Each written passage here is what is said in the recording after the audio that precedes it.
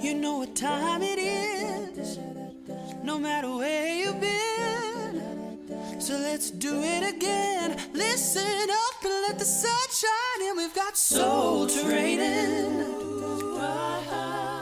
Time to practice what you preach.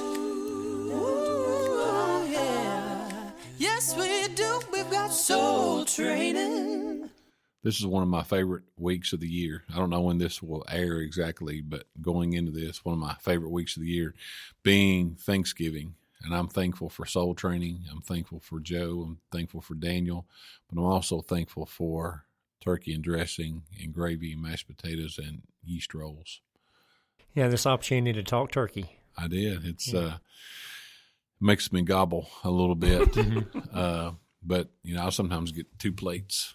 I mean, not in each hand, but sometimes. But reinforce. It's kind of like double springs, like leaf springs. I'll get an extra plate to support those. So. I thought you meant two trips. I wasn't thinking about 2 plates. No, sometimes it's handy to have a second tray because if you're going through and you see something else you want, you just pull it out. That's true. You've already got it there. So, do you like the plates that are compartmentalized, or you like big open section you can just put what you want to? I don't like walls.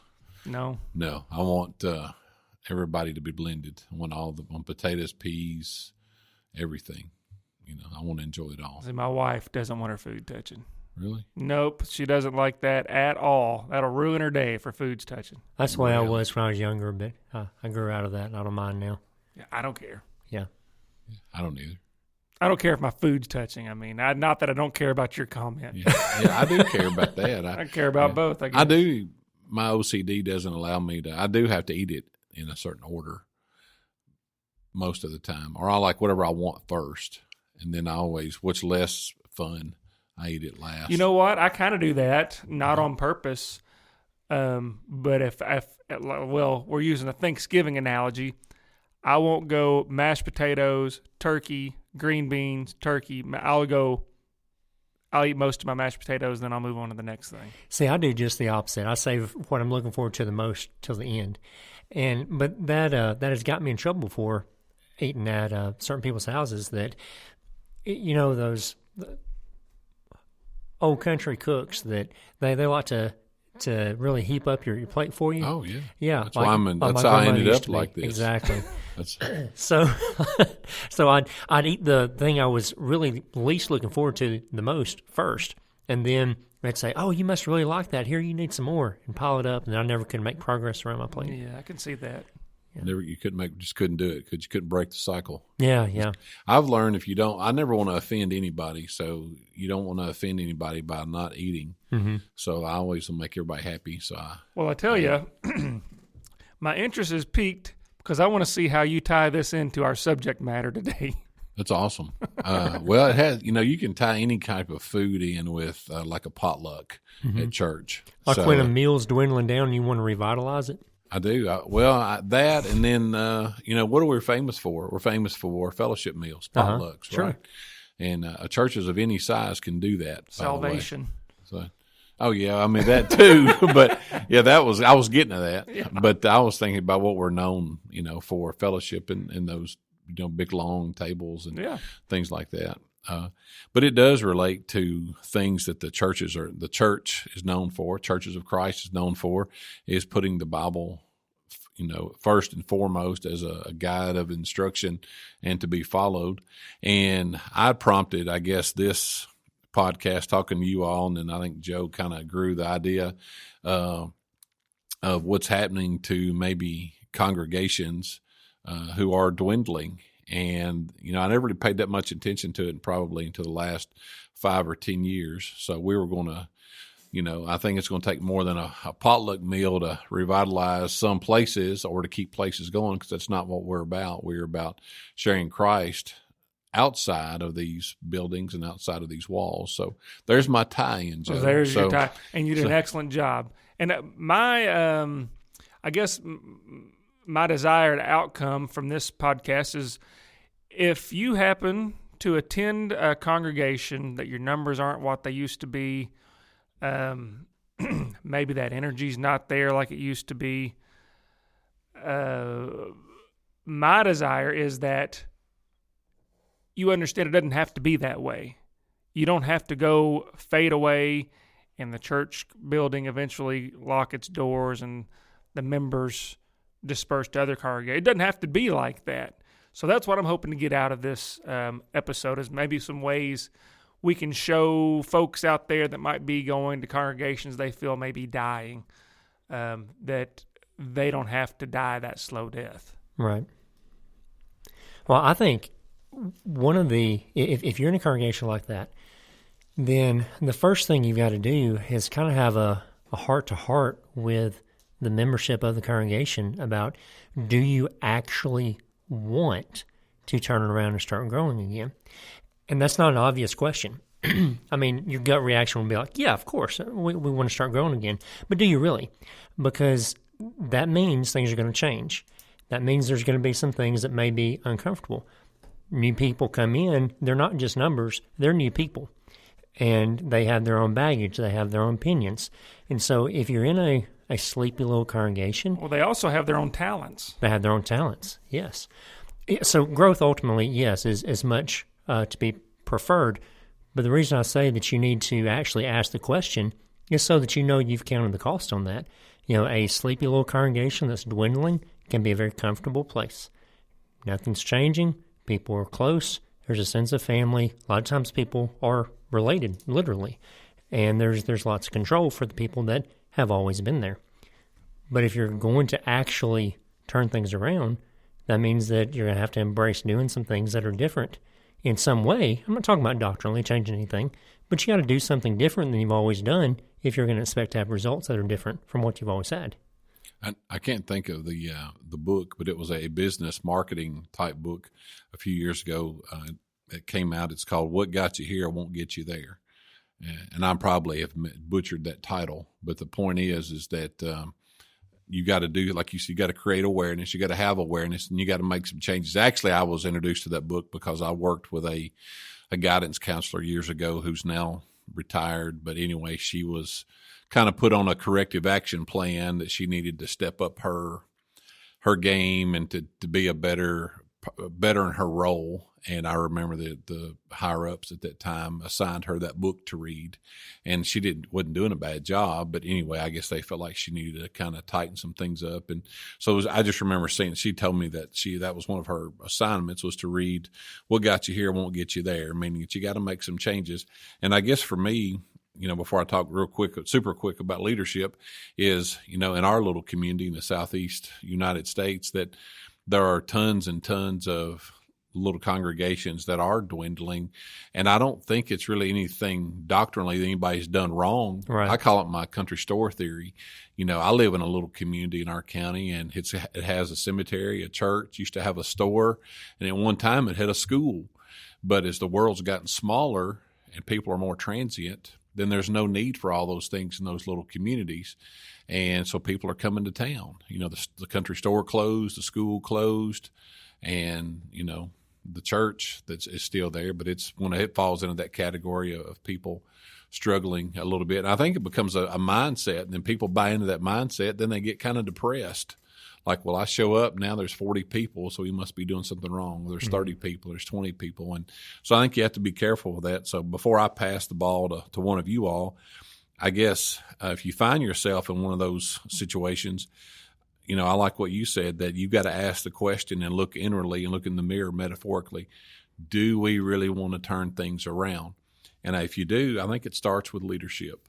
And I'll talk more about that in a minute. But I think because everything rolls downhill. I mean, you got to look, even if you don't have elders, there's somebody that's leading, and then you got to have those conversations, because I think you got to start with leadership.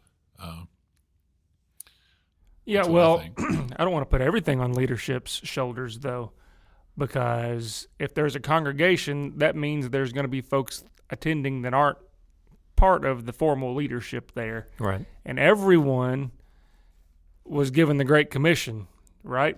And so I think there takes some. Well, Daniel mentioned the word comfortable a second ago. Everybody needs to get out of their comfort zone if you're in one of those places. Everyone needs to start inviting people. Everyone needs to start. This is what we all should be doing anyhow. Start trying to have Bible studies and things like that. Let the folks that you work with, the folks that you're related to, let them see Christ in you and how passionate you are about worshiping there. There's something contagious about a smile. And so if whenever you're talking about your congregation, Alan's smiling at me now. If there's you're talking about your congregation or talking about Christ, smile while doing that. Let's don't complain about how things are going. Let's look for ways to make things better. Yeah, and never complain about your congregation to people outside your congregation. Yeah. Well, you don't want you want to put your best foot forward because you're always making an impression on somebody, whether you're meaning to or not. We're all influencers. That's right. Everybody, for good or for bad. And I don't want to, talk about the way things used to be, but, I've heard generations of people before me talk about cottage meetings. That what I've gathered from that is like if you lived on a city street or in your subdivision, then you would slowly, of course I live out in the country, but I still have neighbors, is that I would set up 2 nights a month and go to my neighbors and say, hey, come to my house and we'll have a meal together. I'd like to have just a little Bible study. So you would kind of create your own outreach program in your home. So I just have always read and been told that that's how the church in the U.S. began to really explode in the 40s and 50s. As you had, like Joe said, you had team members or the body who didn't put it all on the preacher or the leadership, that they went out and they had the Jewel Miller. It's Jill Miller. I'm sorry, not Mueller. Jill Miller. Mueller. I'm thinking about Ferris Mueller. I'm sorry. Mueller. It's got to be his nephew. But Jill Miller film strips, and that they would go out and just wear those out. And I'm thinking, I need to do more of that myself. So I think it goes back. I think you go back to the pattern too, of Acts 6. People choosing to serve, and leading up to this podcast, I've been told by multiple people that I sometimes, and I don't mean to, I say too much. So I don't think I don't think any of the three of us are trying to say, here's how you fix your problem. That's right. Because we've got our own set of problems. We all got problems, but I do think, I'll share this one little anecdote and I'll pass the ball to you all. It's football season still, and. But when I went, and Daniel was a missionary, I mean, you've talked about how much money is just, I'll just use this word, spent in the U.S. on buildings, facilities, physical plant, all of those things in the U.S., whereas in Tanzania, where you work a lot, not so. But the church is still thriving and is working and growing and prospering because Joe and I went to Panama and Central America in 2012, and I came back just emotional. I felt guilty. When I came back, and I remember I was a little emotional that how much money I feel like that we had spent, I'll use that word, not wasted, but spent on buildings and heating and cooling and carpet and paint and all those things. But yet in Central America, we were on fire every day. There's a cultural difference there too. But it still taught me that you don't, and they're not necessary. Yeah. But yeah, you're right. I was looking at this website. We shared several articles amongst us preparing for this. But whenever you're talking about the cottage meetings, one of the things in here on this one website, churchanswers.com, and now this is just a website we found that had a couple of good tips. I'm not endorsing this website. It's not members of the Lord's church. But one of the things he said in here is that when churches die, they sit around desiring to return to the good old days, and glory days of the 50s and 60s when people wanted to learn the Bible. Well, don't have that attitude. Have the attitude of, we're in a special time in history right now where I have made Facebook friends with some of Daniel's actual friends in Tanzania. When there hadn't been another time in history where I, at the click of a button, can learn about one of the guys he's been working with in Tanzania. And so if you can do that, you can also connect with people around here fairly easily, and share scripture, share Soul Training podcast, and different things like that to maybe help evangelize. You don't necessarily have to have the Jewel Miller film strips, which I've never seen, by the way. I've heard a lot about them. But we have our own ways of doing things. We don't have to look back to the good old days. These could very well be the good old days. It escapes me. It's almost like a Twilight Zone point I'm trying to make. But I think in the U.S., I'm thinking about people that I know and friends, and maybe even an attitude that I've had sometimes, that we equate with our structures and the population, that Keith Parker calls it the scoreboard, with success. Mm-hmm. And then I think as people move away and people go different places for different reasons, then as that number gets smaller, I think it becomes an attitude that, well, we've failed. Well, the church is failing. Well, now we have failed. Now the community's failing. And then all these, but I just think it goes back, and I don't want to oversimplify it, but I just think people are going other places because not only of convenience, but also doctrinally, but also, people are gravitating, towards, I think all generations of the church are important.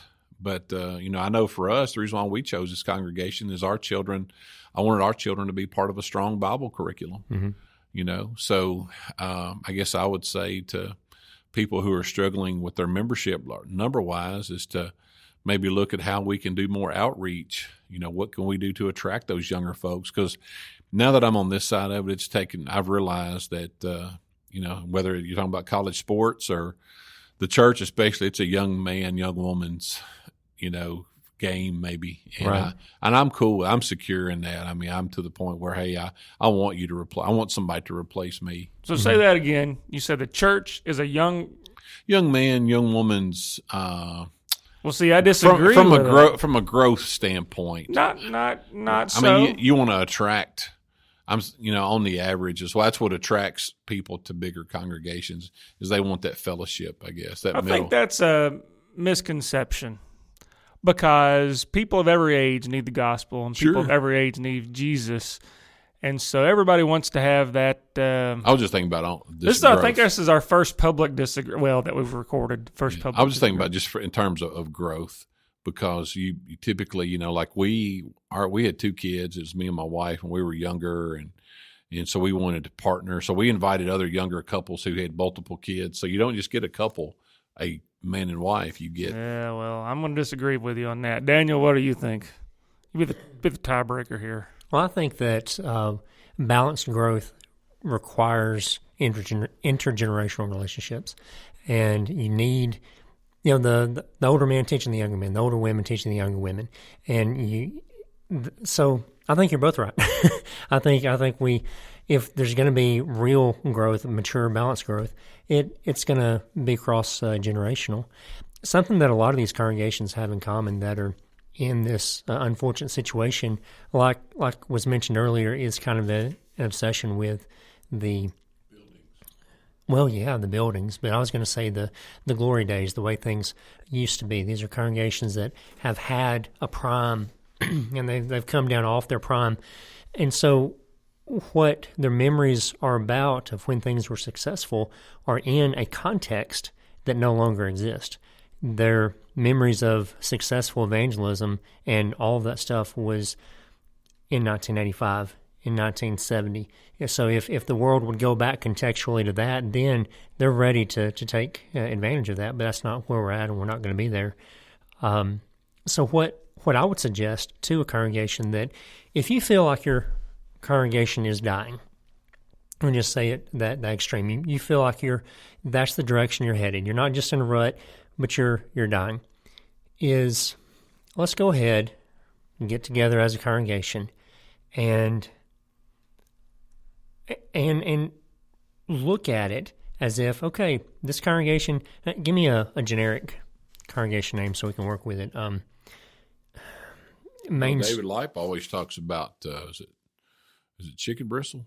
Chicken bristle? No, that's not right. Okay. Bula Bula? Yeah, Bula Bula. Bula That's Bula? right, yeah, Bula Bula. Okay. I don't know the good brethren of Bula Bula, so I don't want to be picking on them. But, Yeah, isn't it? Bula Bula. Sure, we'll go with that. Just go with it. Yeah. All right, so the Bula Bula Church of Christ, and I am deeply sorry for if there is a Bula Bula Church of Christ. We're getting some mail now. That's right. But so the Bula Bula Church of Christ they're down to, let's say 20 members, and they're past their glory days. They feel like they're dying. my suggestion would be, all right, let's get together and let's say, all right, the Billy Church of Christ is dead. It's had its time. It did some great things. It's dead. We got 20 members here. Let's have a new church plant right here. We already have a church building, fortunately. Now let's look at it as if this is a new church plant, because a new church plant is statistically much easier to grow than revitalizing old congregation. So that's what you got to do. So bury the old congregation. Let's start a new one. But with those same 20 people. With those same 20 people, but with a different mindset. Not hanging on to what we've done. Now we got to question everything, not doctrinally.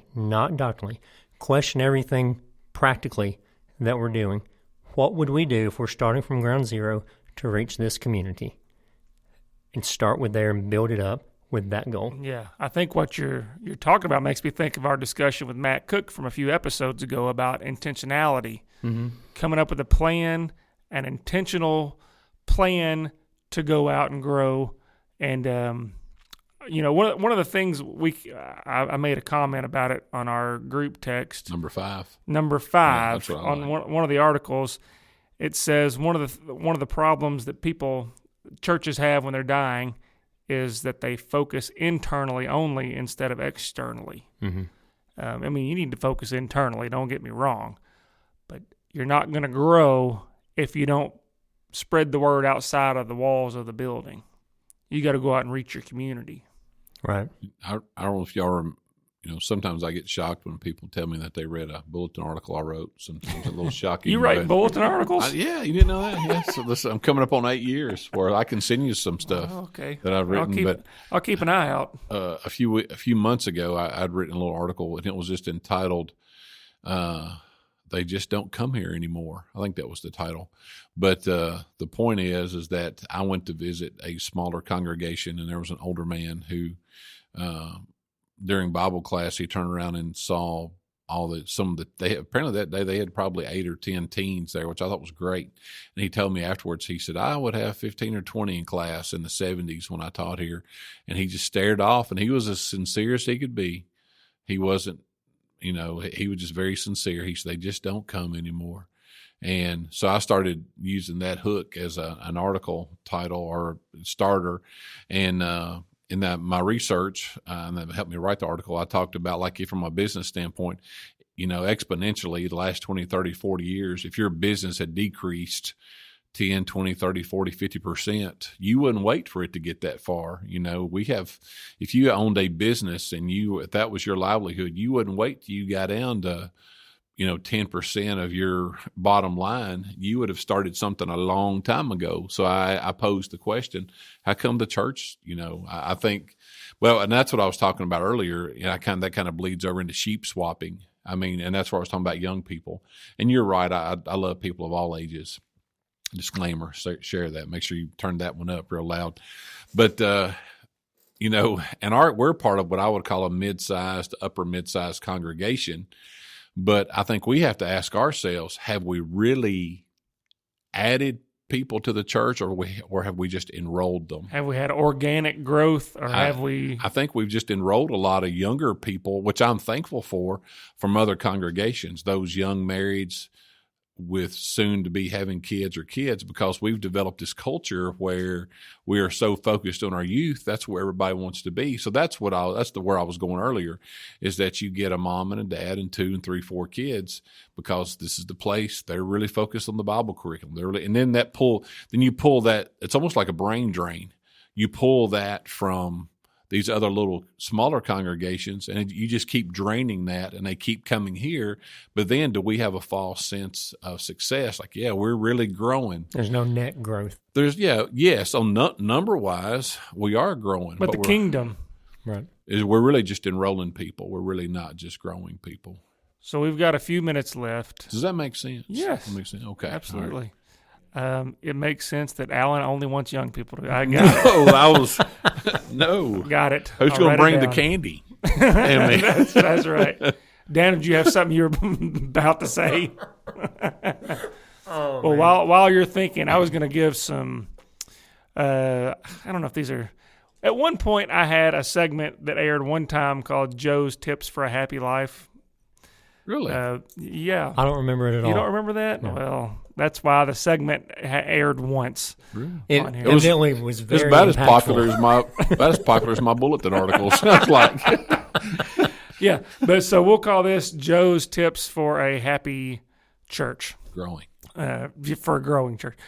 In my past, I remember I've attended places before when I was younger, when people still wanted me to attend there.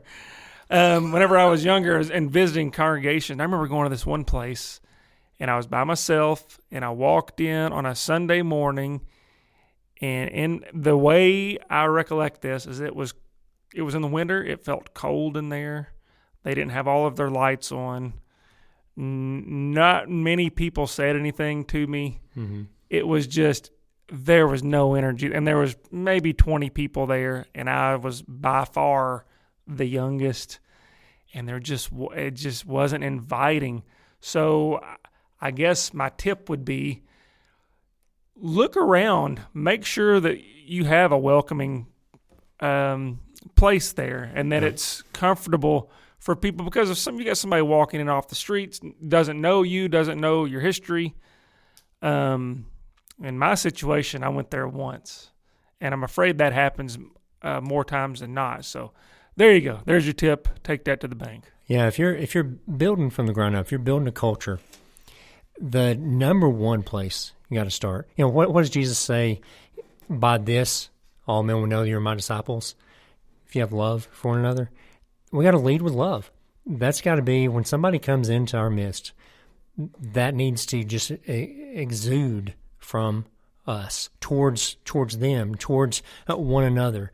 And you can feel that when you come into a congregation where there's a lot of love. If people are bickering, if they're cold, if they're fake, then people see right through that. They see through it, and it doesn't matter if they're sound, charismatic. It doesn't matter if they're putting on big shows. All that stuff doesn't matter. No offense, Big Show Joe. All that doesn't matter if there's no love. So that's, you can be religious but not be righteous. Yeah, sure. Kind of thing. And of course, I kind of wish we would almost do a part 2 to this. I'm really, hey, we can keep going. Yeah, well, we'll. Right. Maybe next time. But I guess I want to go back to this article that we shared, the number 5. And I know the people listening. Who did the art? Which article is it? It's the Wayne Jackson article. No, it's the Tom Rainier. Dale Jenkins he and Jeff are really big on Tom Rainier, or Rainer. I'd say Rainier. But he talks about number 5 in this article about why churches die. He says the solutions are inwardly focused. You've already talked about that. I think sometimes within the church we are afraid of saying, hey, we have a marketing plan, or we need a marketing plan, or we need an attack plan. And so I guess you said you had one tip. I guess my tip would be to, once you've accepted responsibility, I like Daniel's point. Let's just wipe the board clean. Let's just start fresh here with the resources that we have. Our building's paid for probably, and let's go from there. Either bring in another preacher, or how can we bring in new energy? But I think you got to look outside the building. I still struggle with the buildings in the United States of America, meaning that I'm thankful we have them, but I just think we are so connected to them that it becomes a mindset that that's the only place all the time that church growth can happen. That's where your identity is. That's your identity. And I appreciate a storefront. I'm thankful we've got a marketplace, so to speak, a business address and a place to launch and have classes and to do things like this. But I think sometimes it almost becomes, this is the only place, that, people just don't come anymore. Well, no, we've got to go out and get these folks. We've got to go out and think about holding, maybe a community events. Think about your local little school district. They have back to school bashes. Why not ask, hey, can we set up a table there? We have events on the square. Hey, can we set up a table to invite people? Can participate in the local soup kitchen? your local jail ministry. Jerry Carmichael, neither of you guys didn't go to Northern Kentucky with us a few years ago, I don't think. But Jerry was the minister there at Grant County Church of Christ. He was sponsored by a congregation in Bowling Green. And Jerry said, well, two of the things he did when he first moved into that community, he found the local place to drink coffee, and he would go and talk to people. They had one funeral home in this little community, and he said, I went to the owner of the funeral home and said, hi, this is my name. I'm with Grant County Church of Christ. If you ever have someone who can't afford a preacher or they need someone, call me. I'll come do that. So you got to do a lot of those things to get out of the building, I think, and there's tons of outreach efforts, but like you got to get out of 65 ain't coming back anymore. I grew up as a Boston Celtic fan, and I can remember when Rick Pitino left the Boston Celtics and his press conference. And I'm not going to, I do a great Coach O, but I'm not going to try to do Rick Pitino. But Pitino said the Boston Celtic fan base has got to realize that Robert Parrish, Larry Bird, and Kevin McHale are not walking through those doors anymore. Mm-hmm. You got to accept that. And I think we have to accept that the Mr. Miller's film strips aren't happening anymore. So they're not, but there's other things. Sure. You just got to be open to. You got to be willing to get boots on the ground, shoe leather, and sweat equity. That's what you got to do. Okay, well that's more or less our time. Yeah, and we were. Are you going to talk any more about the BBCOC? The what? The BBCOC, Bula Church of Christ. The Bula Church of Christ. No, the Bula Church of Christ, they've reorganized, they've rebranded. They're now the BBCOC. I don't know, the Highway 10 Church of Christ or something. Harbored by the highway. Yeah. Anyway, I hope that some of these ideas have been useful, and feel free to to take or leave what you want to. Join this conversation. We'd love to hear from you, dear listener. Email us. Let us know what your thoughts are, what has worked for your congregation, what has not worked for your congregation. Maybe we could share some of those things with others if we get something of substance back for us. But thank you for being a part of our day, for letting us be a part of your day. We want to thank the elders at the South Green Street Church of Christ for making soul training possible. As always, we want to thank Alan and Big Show Joe. And I'm Daniel Gaines. So until next time, keep soul training. Got soul training. Time to practice what you preach. Ooh, yeah. Yes, we do. We've got soul training. To learn more, you can email us at soultrainingpodcast@gmail.com, or you can write to us, P.O. Box 503, Glasgow, Kentucky, 42142. That's Soul Training.